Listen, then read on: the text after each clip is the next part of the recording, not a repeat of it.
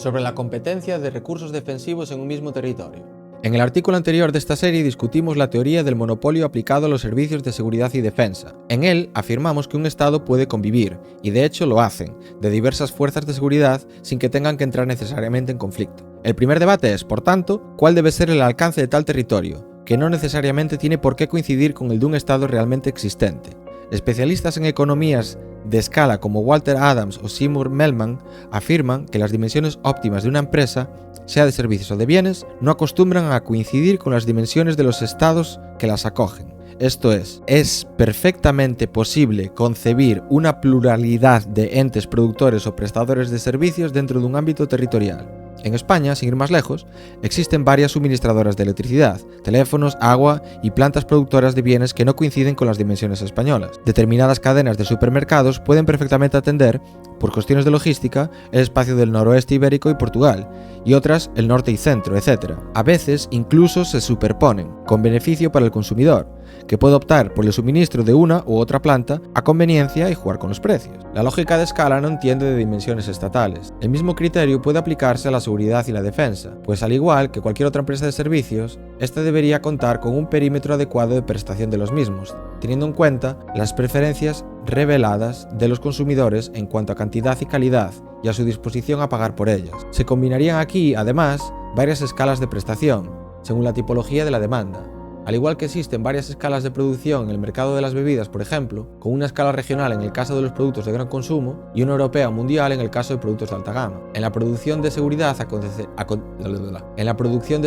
acontecería lo mismo, pues es asimismo un bien heterogéneo. La seguridad relativa a las riñas de tráfico o a los alborotos nocturnos es normalmente prestada a escala local. La inteligencia contra el terrorismo podía ser realizada a escala europea. Atracos e investigación de crímenes de sangre lo serían a escala autonómica o estatal. Es más, pueden y deben existir superposición y redundancia. Esto es, que varias agencias o unidades puedan prestar el mismo servicio para garantizar que éste sea prestado. Con estas comparaciones se pretende señalar que no existe una escala correcta de prestación de servicios de seguridad, ni que ésta tiene por fuerza que ser prestada en régimen de monopolio. ¿Es necesario que exista una única agencia de seguridad? Para muchos defensores del Estado, las peculiaridades de la defensa impedirían que existiesen varias agencias de seguridad en concurrencia, pues inevitablemente competirían entre sí de forma violenta. Entiendo que esta afirmación no es correcta. Esta situación ya se da de hecho y no deriva precisamente en conflicto, sino en cooperación. En el Estado español coexisten en el ámbito estatal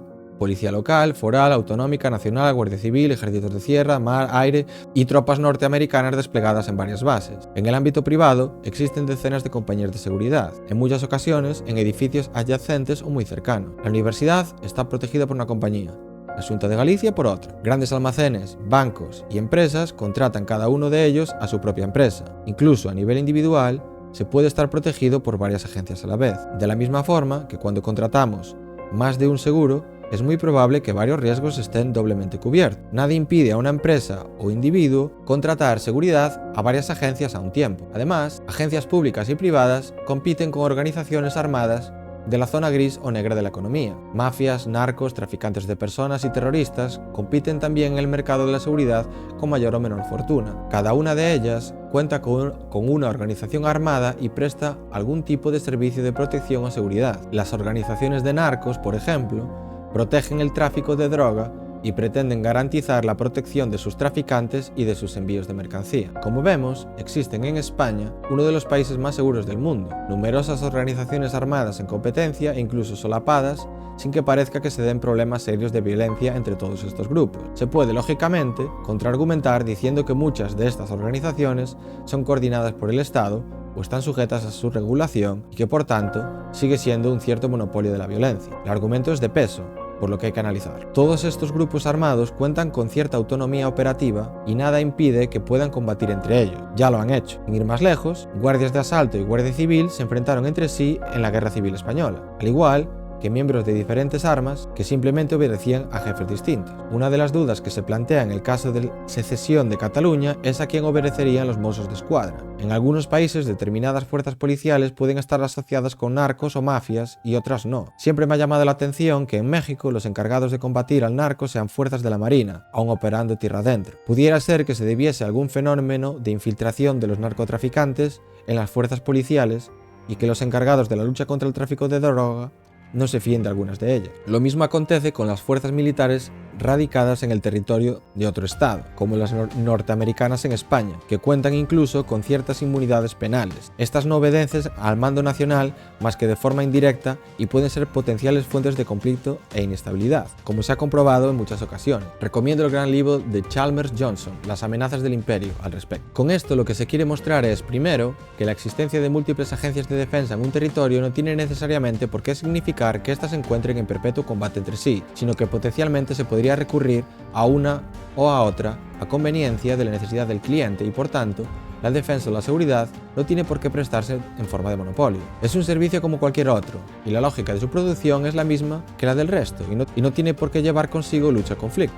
En segundo lugar, lo que explica que unidades armadas tan variopintas no estén en continuo conflicto, aun pudiendo estarlo, es la cooperación entre ambas. Como ya se apuntó en algún artículo anterior, los estados funcionan internamente de forma anárquica, esto es, individuos unidos por reglas, convenciones, códigos internos de honor o por intereses pecuniarios y tienen un interés claro en cooperar como grupo de individuos organizado para poder mantener su poder sobre los gobernados. Cuando por alguna razón no cooperan, existe conflicto, que puede adoptar varias formas, desde el golpe de Estado a la guerra civil abierta. Entonces es cuando resulta más fácil observar cómo cada una de estas organizaciones armadas adopta posturas diferenciadas. En los estados occidentales, la guerra abierta es rara de ver, pues el grado de integración de sus élites y la forma política que adoptan lo dificulta mucho. El conflicto entre agencias armadas acostumbra a circunscribirse a filtraciones y guerra sucia política de forma más o menos incruenta, como podemos observar ahora en España o en las infiltraciones de la CIA y el FBI contra o a favor de Donald Trump. Los actores implicados no tienen interés en un conflicto abierto, pues pondrían en cuestión su base de legitimidad y por tanto la base sobre la que se sustenta su poder. Así, lo normal es que cooperen entre sí. En países que aún no han alcanzado nuestro grado de estatalidad, esto es, que sus élites están menos integradas en normas y valores de la modernidad democrática, podemos observar cómo son más frecuentes los conflictos abiertos entre los grupos armados que operan en el mismo territorio. Como podemos observar también, si existe cooperación, pueden convivir en un mismo territorio muchas fuerzas armadas. El conflicto se circunscribirá a las que no lo hagan, como algunas mafias o grupos terroristas. La cuestión entonces es que no es necesario que los servicios de seguridad se presten en régimen de monopolio, que como vemos no es estrictamente necesario, sino si en una sociedad sin Estado se daría el suficiente grado de cooperación entre las distintas agencias como para evitar una guerra permanente. Yo entiendo que sí. Como vimos, en la clase dirigente se han desarrollado métodos de coordinación, ya sea de integración, ya de exclusión, que permiten mantener una situación razonable de paz tanto dentro de estados como entre estados, que son básicamente los mismos que existen en una sociedad con relaciones de mercado contractuales. En el mercado del uso de la violencia defensiva existen incentivos a la cooperación, temor a la sanción y formas de organización coordinadas por dinero y precios. ¿Alguien piensa que una sociedad que es capaz de coordinar centenares o miles de personas en todo el mundo para producir ropa, automóviles o cemento, para obtener un margen de beneficio del 3 o 4%, no iba a ser capaz de coordinarse de la misma forma para salvar su vida o su libertad? Por la misma coordinación que se necesita para producir un bien o servicio cualquiera es la que se requiere para producir servicios de defensa o seguridad, que no son más que bienes o servicios con características propias. Hostia ya.